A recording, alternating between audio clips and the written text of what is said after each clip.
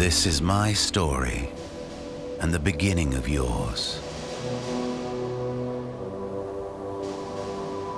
Who am I?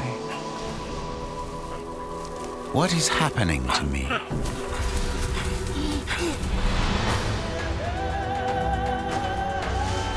It's been such a long time.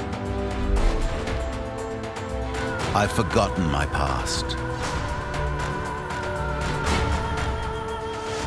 For 7 million years, I was hidden in the sand. These humans are trying to help me remember, to reconstruct my face, my body, the place I was born. There was a place with trees and water. I see glimpses of the past. Danger. My family. What happened? I know my name is Toumaï, and I am your new ancestor. This is my story, and the beginning of yours.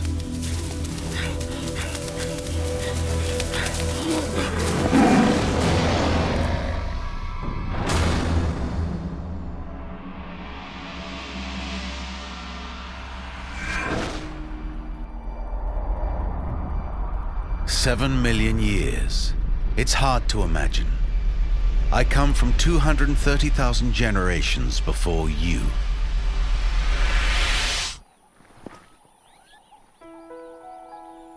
What really happened? I lived with my group. Other males, females, little ones. But danger was ever present.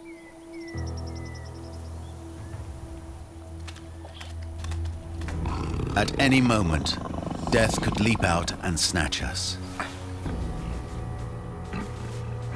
Saber-tooth always attacked the weakest. I wanted to protect the others, distract the beast, give them time to get away.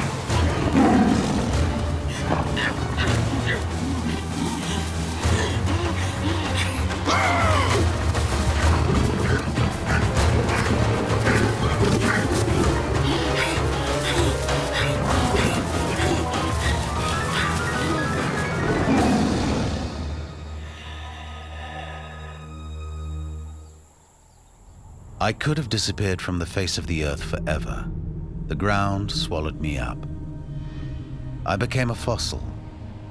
For nearly 7 million years, I was forgotten, and I forgot all about my past. And then they found me. They didn't expect to find me here. For 30 years, the world's scientists believed that mankind originated in the east of Africa. I, Toumaï, come from west of the Great Rift Valley, from the Djurab Desert of northern Chad. These are the humans who found me, paleontologists from Chad and from France. They believe I am part of the skull of a hominid, a cranium nearly 7 million years old. If it is true, it will turn the previous theories about the origin of man upside down. This is Professor Michel Brunet. He has long suspected that the theories of the origin of man are incorrect. 20 years ago, he set out to explore west of the African Rift Valley.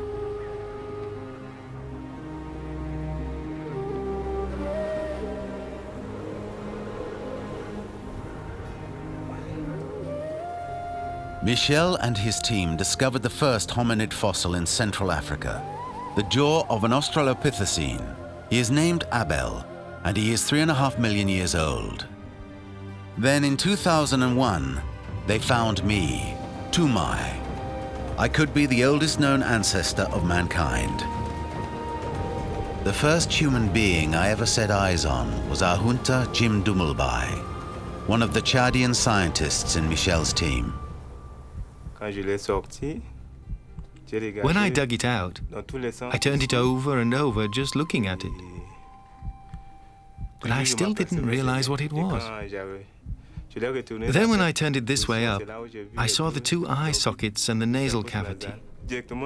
My heart instantly started beating faster. For that moment, I was by myself, and for just 15 minutes I was alone with the skull. I scraped it off, and there we had what we'd been looking for. I said, "Look, it's a hominid. Look at that." How can he be so sure I'm a hominid? What is a hominid? They called me Toumaï, which means hope of life in the local Goran language. I picked up the phone and he said, "David, we've got it." Is a messenger from the very deep past. The origin of mankind has been pushed twice as far back in time.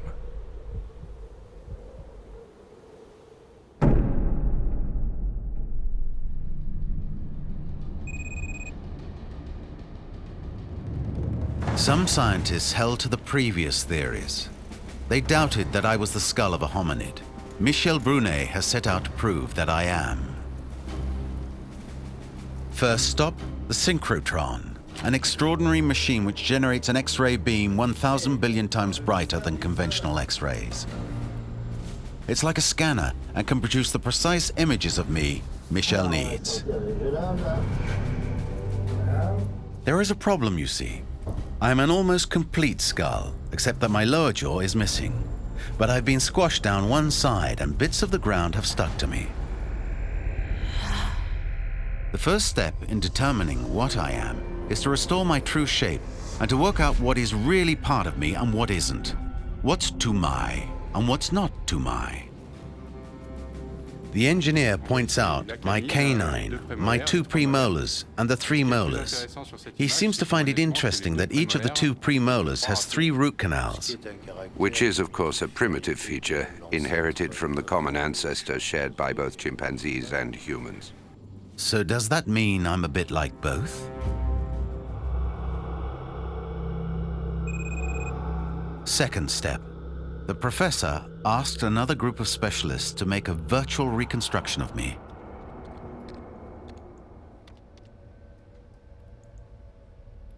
They loaded 500 pictures of me into their computers. From these pictures, they start to build an image in 3 dimensions which corrects my distortions. The 2 scientists each worked separately, and each made 2 independent reconstructions using different methods. In the end, they created 4 models. We are now comparing our 2 independent reconstructions to see if we converge or differ.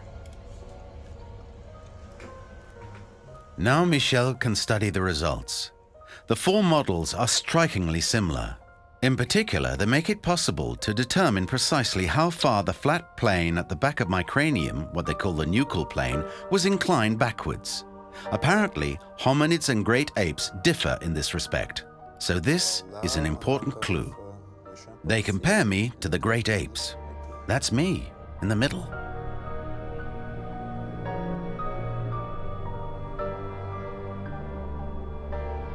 Their analysis supports the idea that I am a hominid. The computer image is turned into a resin cast using a machine they call a laser stereolithograph. The virtual reconstruction becomes real, solid. It's a strange sensation to see my own face appear, gradually emerging from this time machine.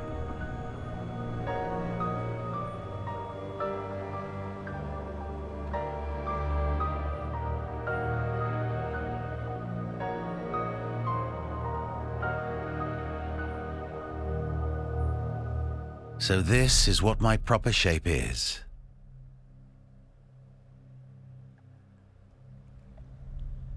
The next step in rebuilding my head is a visit to Elizabeth Dayness' workshop. She will add muscles and skin to the resin cast of me, using forensic science techniques to determine how the muscles should go. Only a few specialists in the world know how to do this, and I'm glad to be in Elizabeth's expert hands. Regarde, quand tu le regardes de dos. Enfin, de dos, en face occipitale.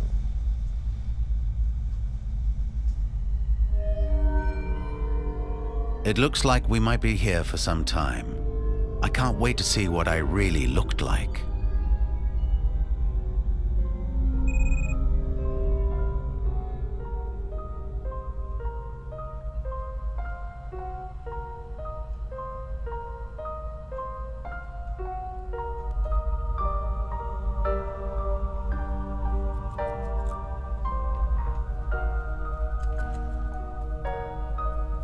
My head seems to be coming along nicely now.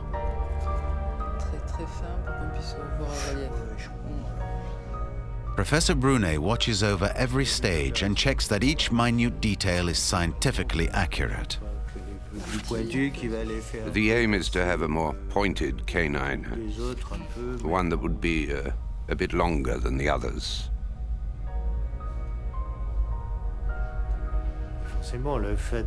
Of course, putting the eyes in brings the sculpture to life. That doesn't look bad.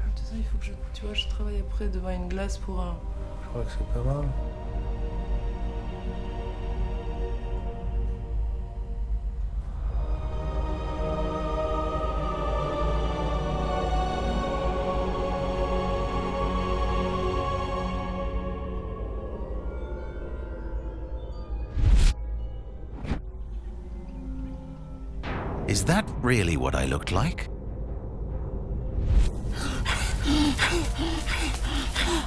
For paleontologists, for anthropologists, this is the image we have of Toumaï. That it may be close to the reality, but we don't know. Because we don't know about his hair, his eyes, or his nose.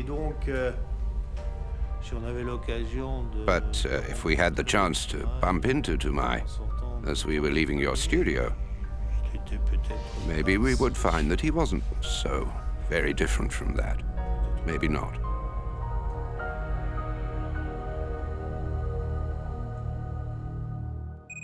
Scientists never seem to agree about anything. So before going any further, Michel wants to test what he has discovered on another expert. We set off to see David Pilbeam, Professor of Anthropology at the University of Harvard. You remember this one? Monsieur Toumaï. Hello, Mr. Pilbeam. He's a little bit crushed and a little bit distorted. Beautiful specimen. But you have never seen this one. And the professor shows him the 3D model of me in resin. Oh. Wow.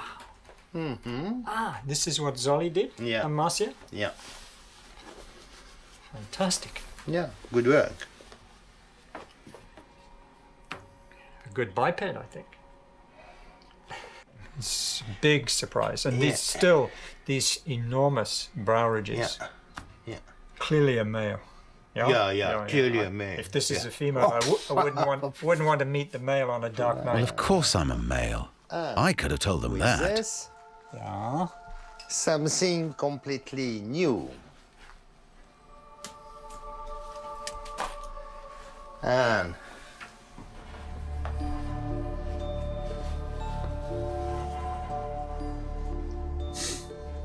okay.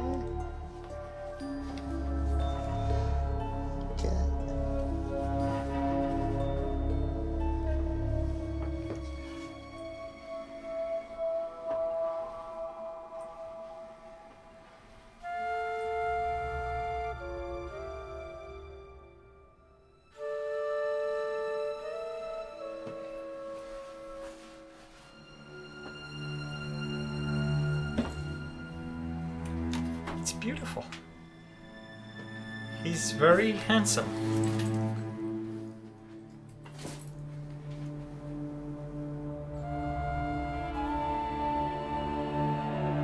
When we are looking at him now, we are looking at the earliest phase of humanity. I like his face. Yeah. The more you look at it, the more you can easily imagine that he's alive. You can easily imagine he's alive. Yes. And I do find myself starting to imagine what my life might have been like.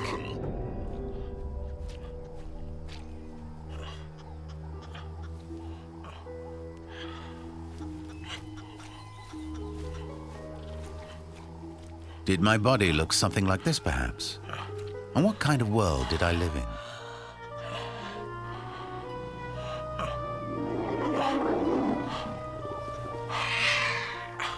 There are a lot of things I need to know. What can I eat? Where can I hide? What are these creatures? Who is friend and who is foe?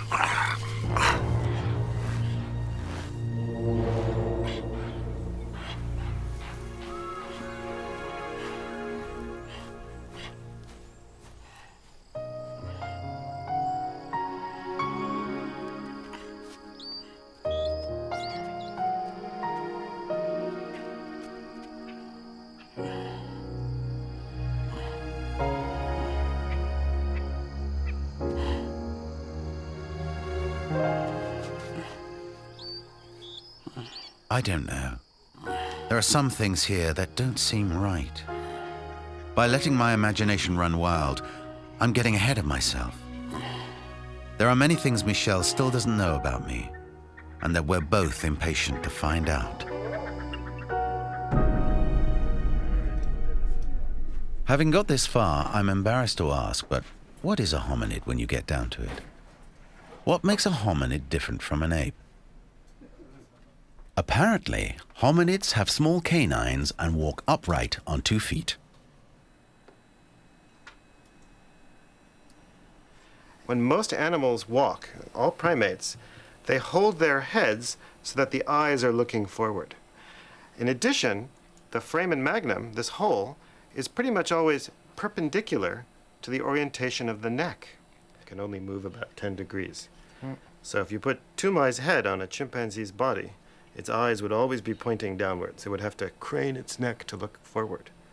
But of course, if you put Toumaï on a human's neck, because of the orientation of the foramen magnum, its eyes look forward. It has to be a biped. If you draw a line across the opening where my spine meets my head and another up to my eye sockets, the angle formed is larger than a right angle, as in you humans.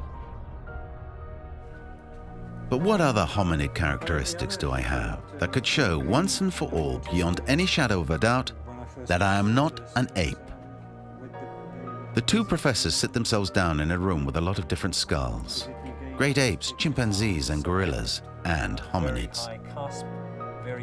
They talk a long time, but this is the gist of it. Small canine?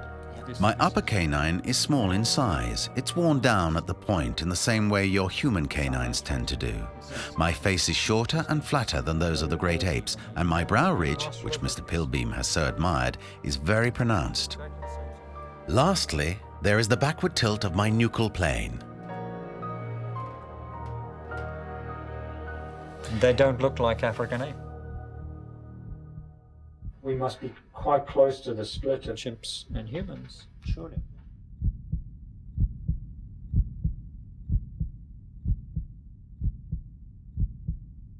Michel and David conclude that there can no longer be any doubt. I really am a hominid. But I don't understand how they can be sure I'm so old. Time for another expedition. Michel sets off to look for more fossils. For the 11th year in a row, his caravan returns to the Djurab Desert in northern Chad. For me, it's a chance to revisit the place where I was born.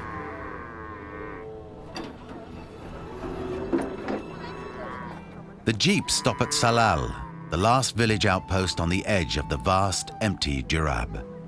It's our last chance to stock up on supplies of water and petrol. For the humans, these supplies are vital, otherwise they won't be able to survive the desert environment. They say it's too hostile.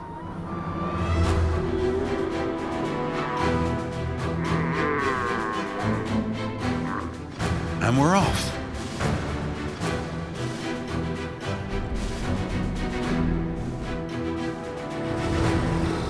And we've stopped. I suppose Michel doesn't have the same impatience as I do. It takes us 3 whole days to reach our destination. As soon as they wake in the morning, Michel examines me once more, along with the Chadian paleontologists Makai Taisu and Likia Sandosa.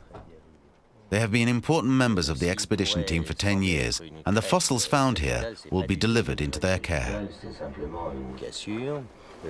Et par ailleurs, tout le plan nucal est vraiment très incliné vers l'arrière. They're going to start looking near where they found me. If they find more fossils, these will give more clues about my past, about my age. Most importantly, they say they're hoping to find the remains of other hominids, other Toumaïs. For each fragment of hominid we find thousands of animal fragments. Oh, so there's not much chance of them finding any other Toumaïs then. In fact, I'm amazed they can find anything at all, with the sand and the wind whirling constantly around us. To find hominids, you have to look for them. To begin with, you have to look in the right place, and then sooner or later you find one. Often the part that takes the most time is finding the right place. My team and I have already done that, so the hardest bit's over. If you find one, you can find others. It's like looking for mushrooms. I couldn't share in Michel's optimism. They can hardly see their hands in front of their faces, let alone find something small in the sand. But then I heard them say that the wind can actually help by exposing fossils which have been completely hidden in previous years.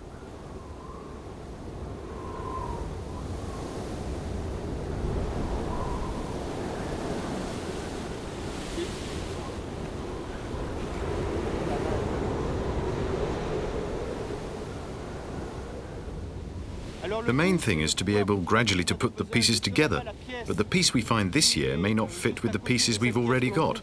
So then we have to wait for next year and try to find the next piece. It's like a jigsaw, not only in 3 dimensions, but with an added 4th dimension, time. Because we may find the missing piece in 3 months' time, or in 4 months' time, or not till next year. Looks like they've found something. I noticed that they only find the odd little fragment. So it really is rare and exceptional to find a fossil like me. A skull which is almost whole. This is the type of piece we can pick up here in rough weather. It's around 10 centimeters long. That's the upper jaw of a large antelope. Here, by way of comparison, we have the lower jaw, the right-hand side, of a hominid which was found next to Toumaï. It's not the same individual. Toumaï has a new upper wisdom tooth. Here the wisdom tooth is very worn. And we have other remains, which mean that within a very small perimeter, only a few dozen square meters, there are fragments belonging to at least 6 different individuals. That means that here, for the first time, we must have the remains of the first pre-human family.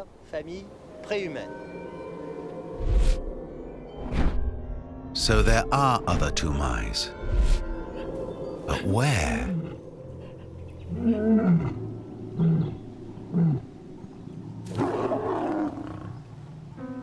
Obviously, that's not them.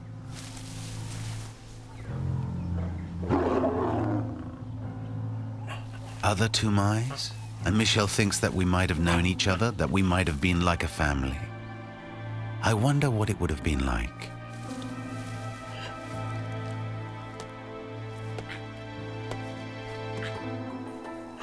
Could it be Them?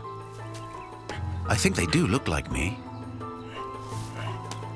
That one's not quite the same, though. What should I do? Should I let them see me? Or maybe better not? Too late.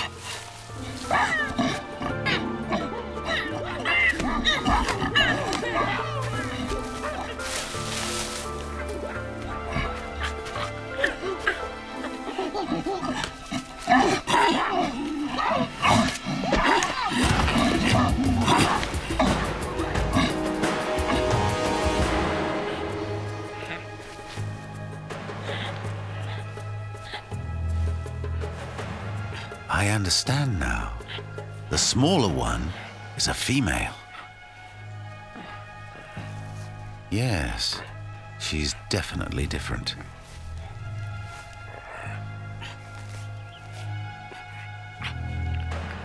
With much regret, I'm forced to leave my daydream and come back to Earth. The searchers in the desert have made some finds. But that's the thing. Apparently, it wasn't a desert when I lived here. This is what Philippe Deranger has found out. Philippe is a geologist. He has discovered traces of plant life and is working out how the climate evolved long ago. He has concluded that this area was in fact once a lakeside and probably resembled a place called the Okavango.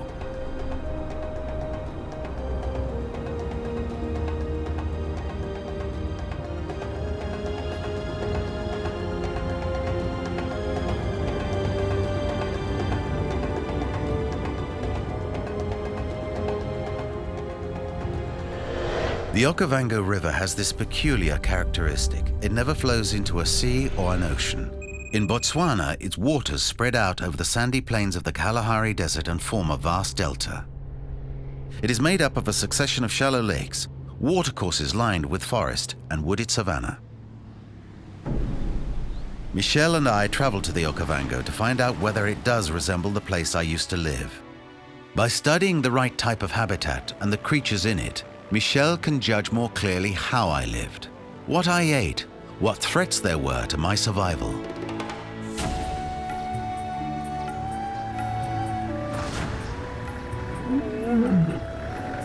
Guides who know the area well are going to help us find what we are looking for.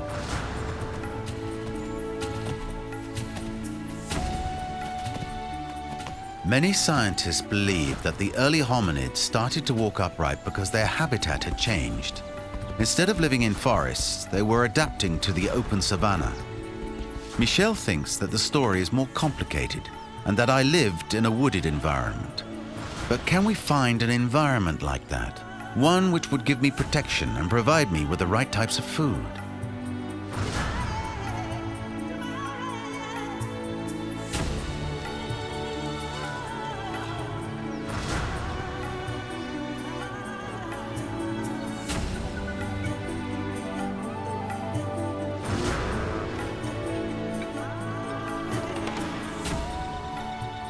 This is certainly a pleasant place, though I'm not sure all the locals are friendly.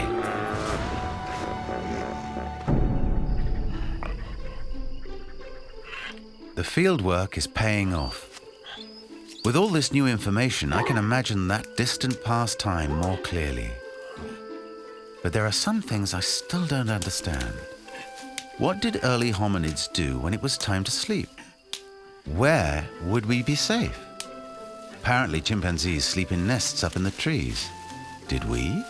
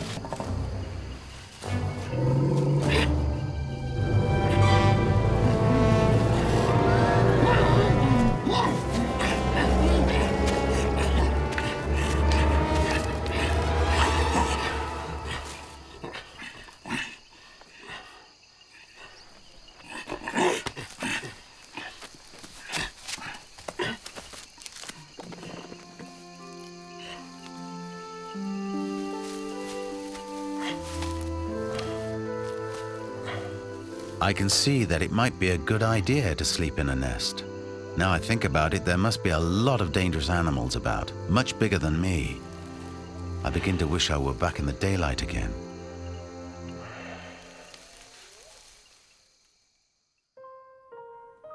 Oh, that's better. Back to civilization. This is Professor Jaeger, and he's borrowed me for a while to have a look at my teeth. That's one of the most important features of this canine. It is nearly flat on the side that's used. So it clearly didn't operate at all like the tooth of a great ape, of an orangutan, a chimp, or a gorilla. The way Toumaï's teeth are worn down shows that they must have been used to a considerable extent for crushing and grinding.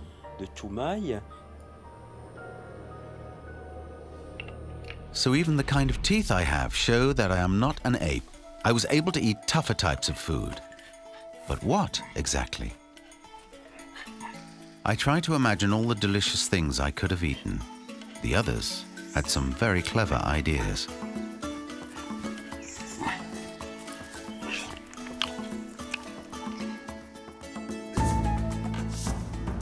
Professor Jaeger takes a tiny sample of enamel from my teeth. When acid is added, carbon dioxide will be released. The carbon component has been locked up for millions of years. From this, he will be able to find out more about what food I ate.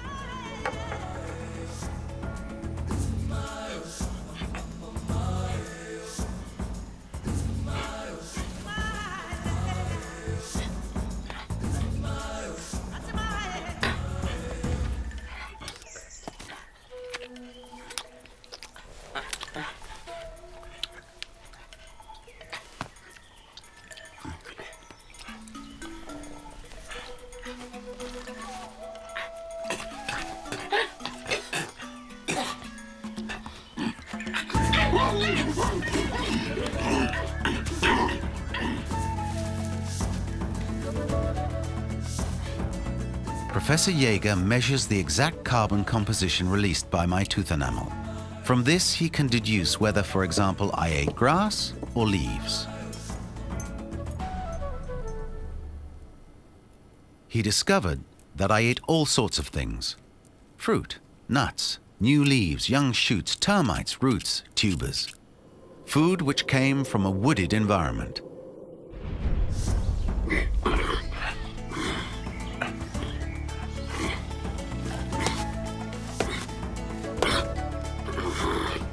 But having a varied diet is easier said than done.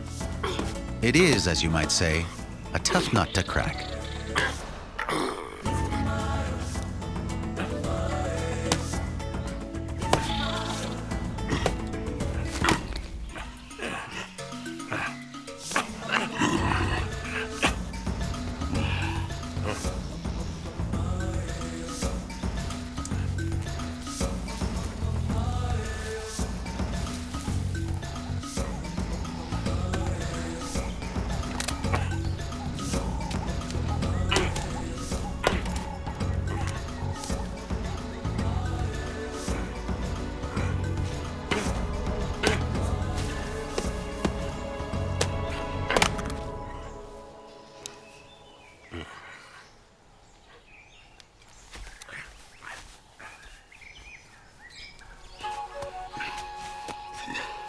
Given what I can see around me now in the Okavango, it can't have been that easy to find food.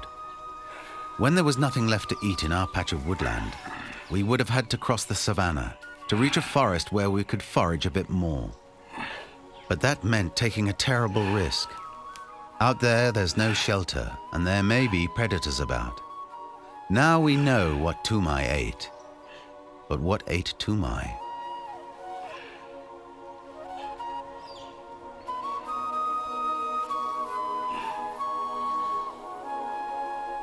Michel's found some marula fruit that looks quite tasty.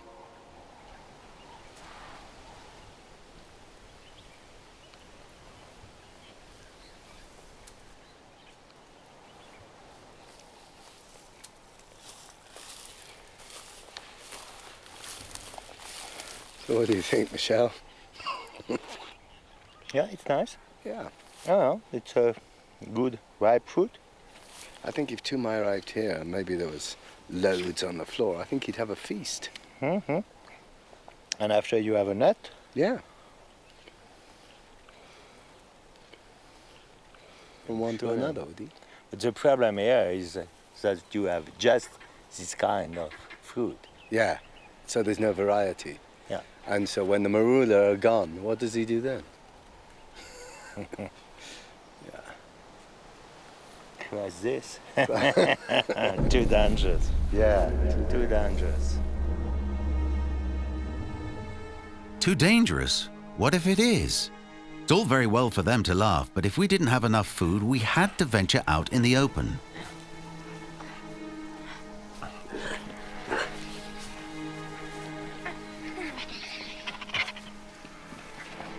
Why are the birds flying around in circles? What does that mean?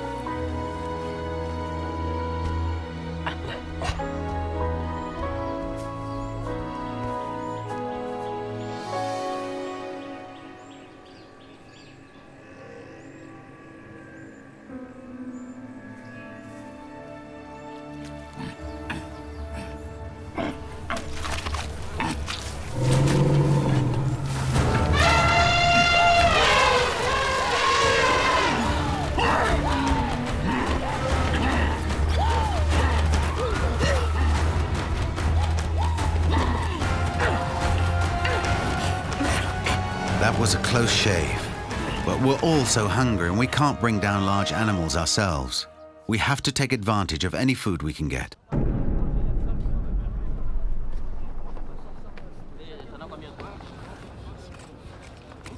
When we were in Chad, I saw the others find enormous bones, and I think they might have come from the same animals.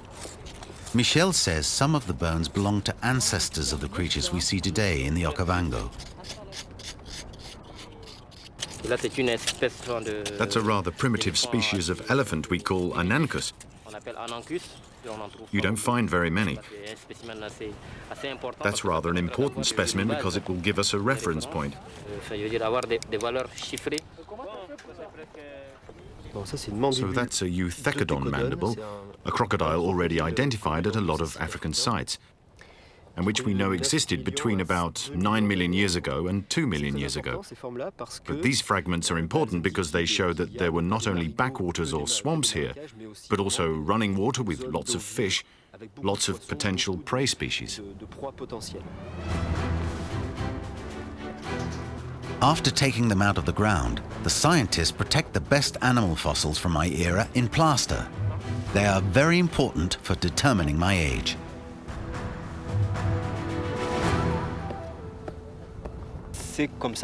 That's how we came to the evaluation of Toumaï's age as being around 7 million years. Brunet knew we would find a hominid, and I knew that if we found one, he would be old. 7 million years. That means I'm the earliest hominid known so far. I must say, I don't feel that old.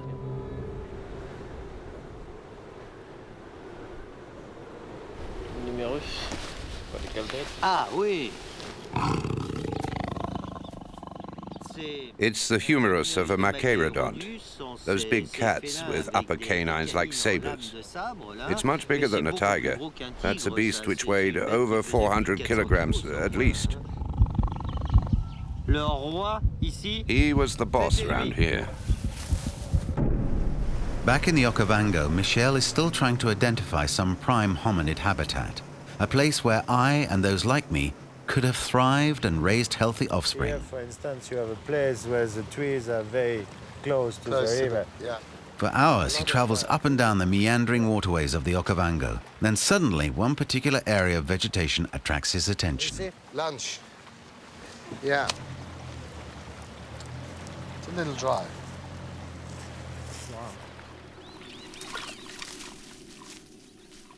I heard them say these water lily rootstocks are so nutritious they're still eaten today by people who live in this area.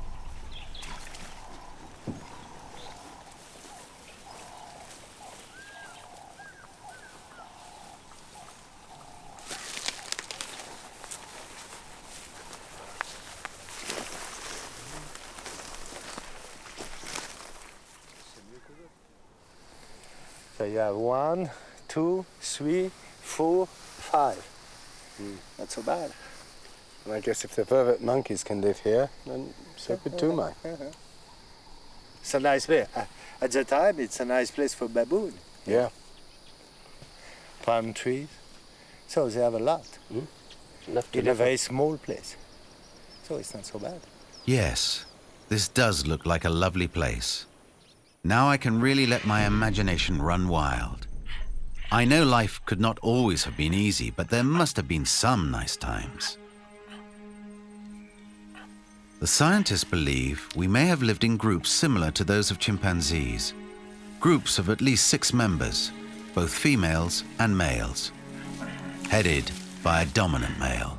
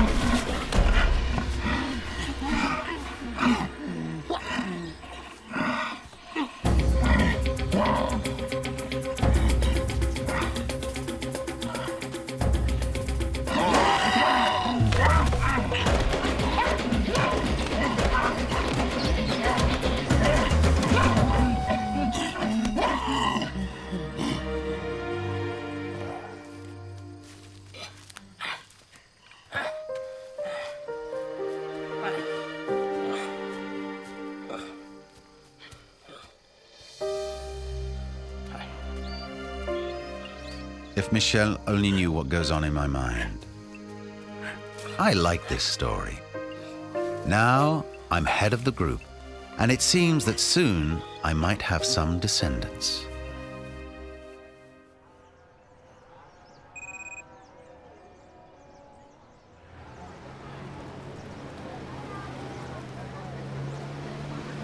Michel never leaves me in peace for a moment. We're back on the road again, and sometimes I'm forced to travel in the most terrible conditions. But then I'm a scientific phenomenon, and lots of people want to see me. Until Michel's team found Abel and then me, all the great hominid fossil discoveries took place in the east of Africa. There they found fossils which are just a little younger than me. At least, only 1 million years or so younger. There was Aurorin in Kenya, and there were several Ardipithecus finds in Ethiopia.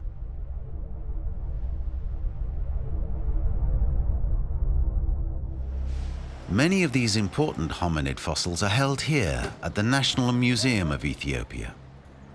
I understand that Michel wants to introduce me to one of them, Ardipithecus cadaver. He's 5.8 million years old, the most ancient hominid fossil of Ethiopia. I think the secret aim of this journey is to see if we might be somehow related. And the interesting thing is that the one from Chad... That's Professor Tim White of the University of California, a world expert in human evolution. The two scientists are joined by Dr. Johannes Haile Selassie, who discovered Ardipithecus cadaver.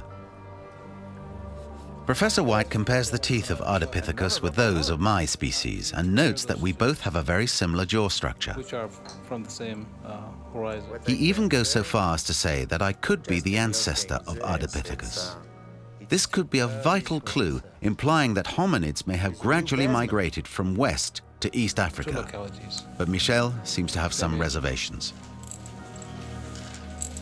For me, it's too early to answer.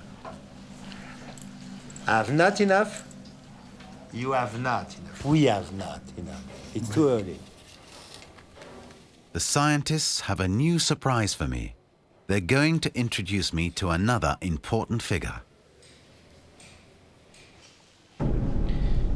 Ici, Erto. 155 to 160,000 years old, the earliest Homo sapiens, the direct ancestor of modern humans. So we have, in terms of our understanding of human evolution now, we have an understanding at the beginning and at the end of the story. That's a wonderful moment to have on the same table the earliest sapiens and the earliest hominid.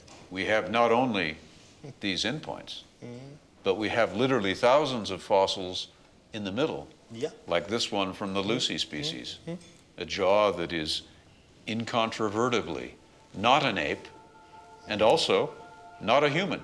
No. It is something in between. Toumaï is obviously not a human being.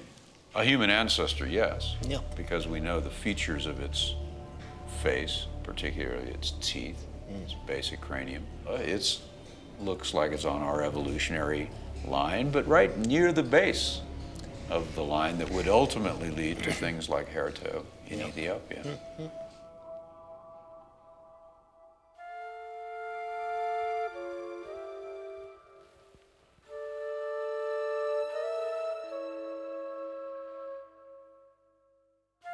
While in Addis Ababa, Michel pays a visit to someone important.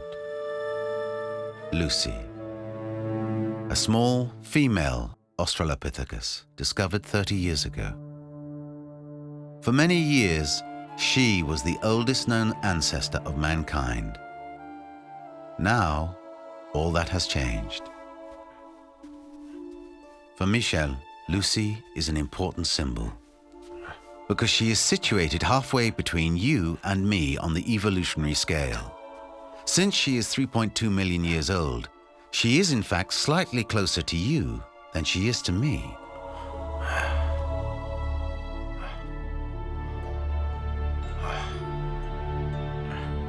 I'm a hominid. Official name, Sahelanthropus tchadensis, alias Toumaï. I'm nearly 7 million years old, a new species of pre-human being, the closest known to the split between chimpanzees and humans. I am mankind's new ancestor. Today there is a new being in the world, a miniature one, a baby Toumaï.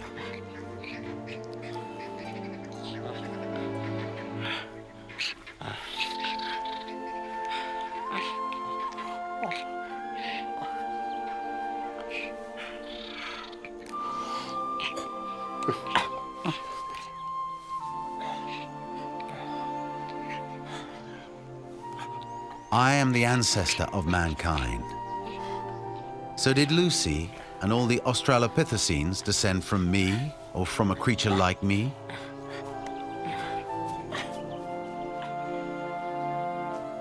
After 350,000 generations, did we give birth to you, Homo sapiens?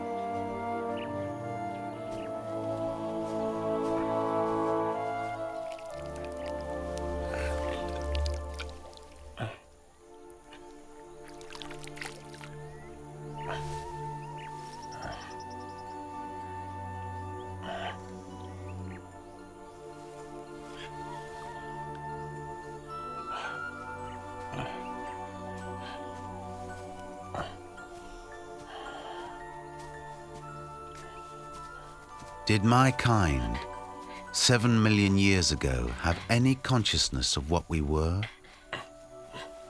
Of all the wise people I've met, none has been able to answer this question.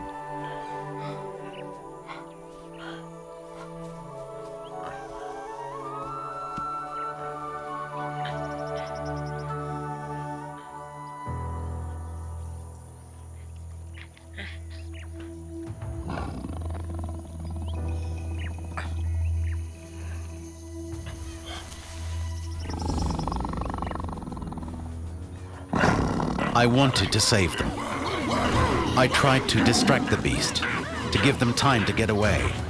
I started to run as fast as I could.